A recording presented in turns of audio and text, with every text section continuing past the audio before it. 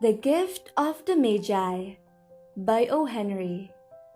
$1.87. That was all.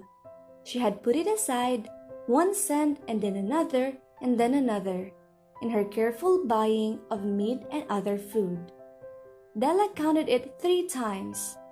$1.87. And the next day would be Christmas.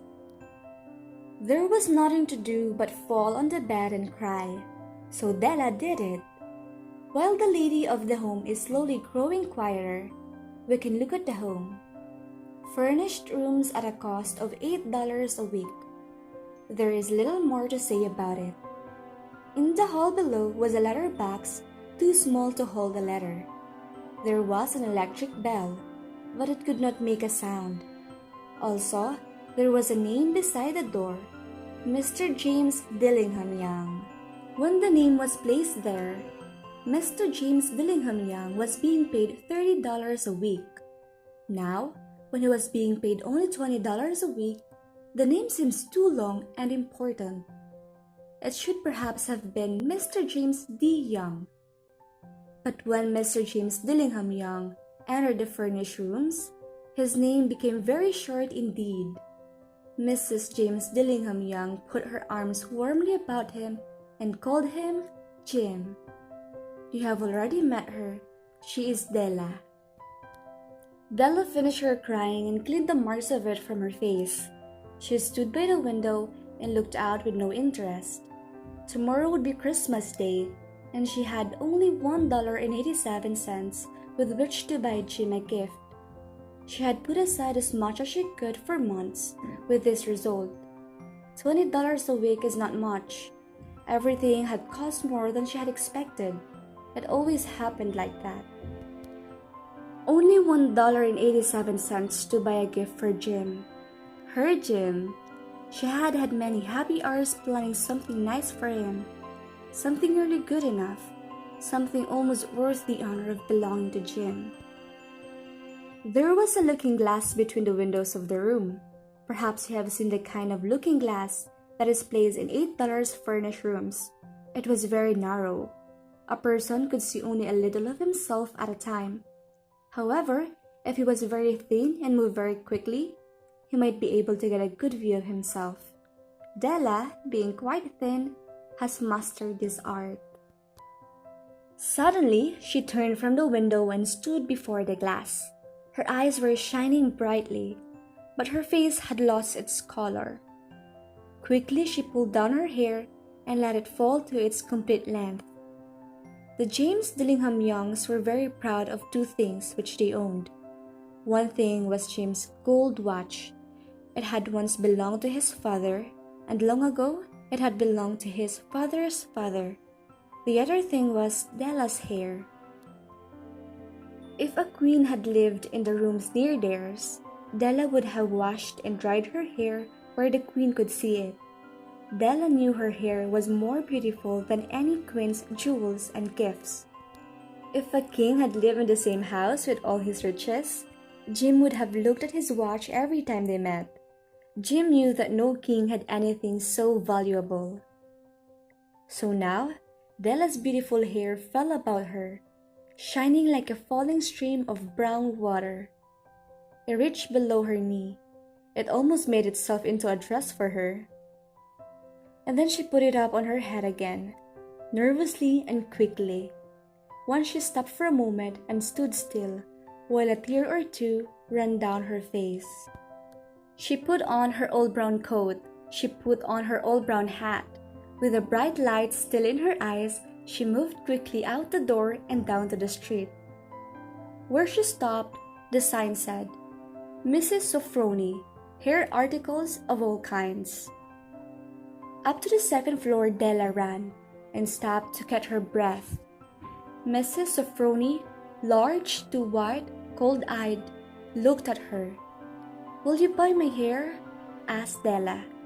I buy hair, said Mrs. Sofroni. Take your hat off and let me look at it. Down fell the brown waterfall. $20, said Mrs. Sofroni, lifting the hair to feel its weight. Give it to me quick, said Della.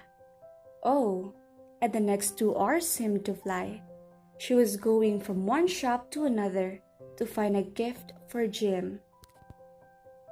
She found it at last. It surely had been made for Jim and no one else. There was no other like it in any of the shops, and she had looked in every shop in the city. It was a gold watch chain, very simply made. Its value was in its rich and pure material. Because it was so plain and simple, you knew that it was very valuable. All good things are like this.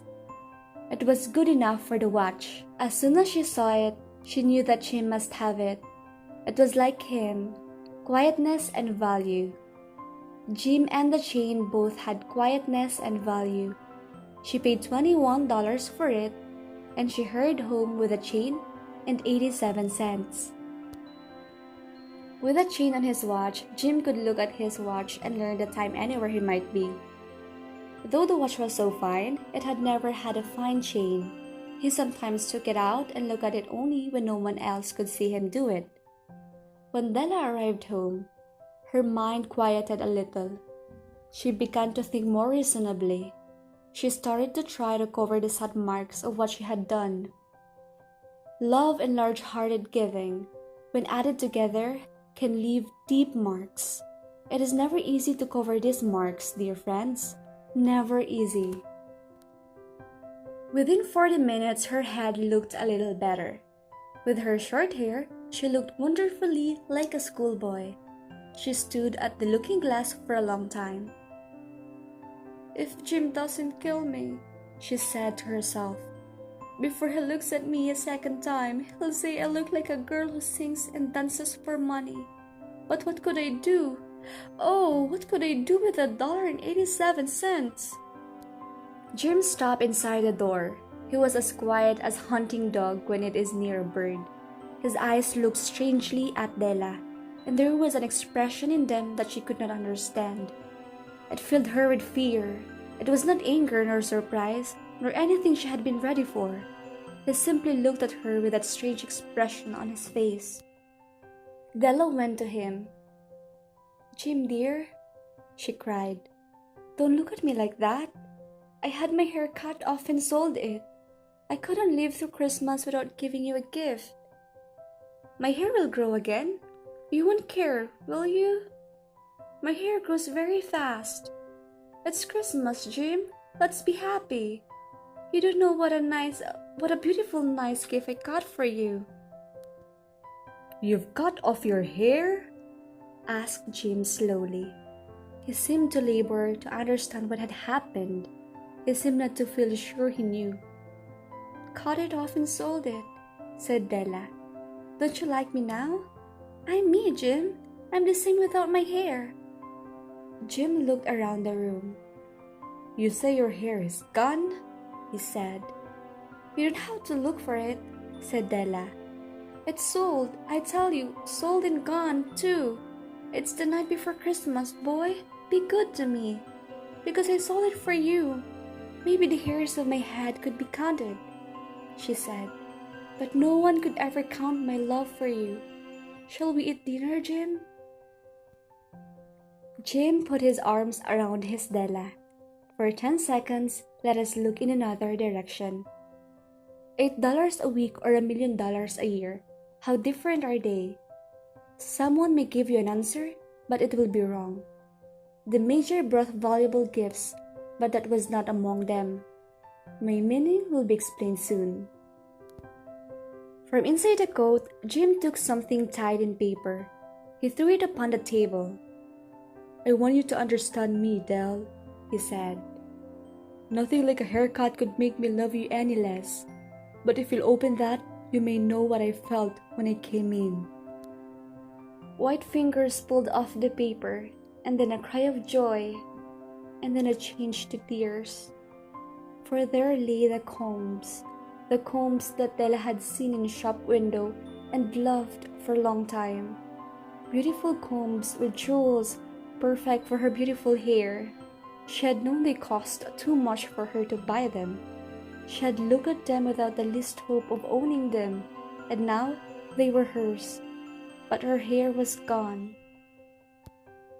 But she held them to her heart, and at last she was able to look up and say, "My hair grows so fast, Jim." And then she jumped up and cried, "Uh-oh." Jim had not yet seen his beautiful gift. She held it out to him in her open hand. The gold seemed to shine softly, as if with her own warm and loving spirit. "Isn't it perfect, Jim? I hunted all over town to find it. You'll have to look at your watch 100 times a day now. Give me your watch. I want to see how they look together." "Isn't it perfect, Jim? I hunted all over town to find it. You'll have to look at your watch 100 times a day now. Give me your watch. I want to see how they look together." Jim sat down and smiled. "Della," said he, "let's put our Christmas gifts away and keep them a while. They're too nice to use now. I sold the watch to get the money to buy the combs. And now I think we should have our dinner." The Magi, as you know, were wise men, wonderfully wise men who brought gifts to the newborn child Christ. They were the first to give Christmas gifts. Being wise, their gifts were doubtless wise ones. And here I have told you the story of two children who were not wise. Each sold the most valuable thing he owned in order to buy a gift for the other. But let me speak a last word to the wise of these days. Of all who give gifts, these two were the most wise. Of all who give and receive gifts, such as they are the most wise. Everywhere they are the wise ones. They are the Magi.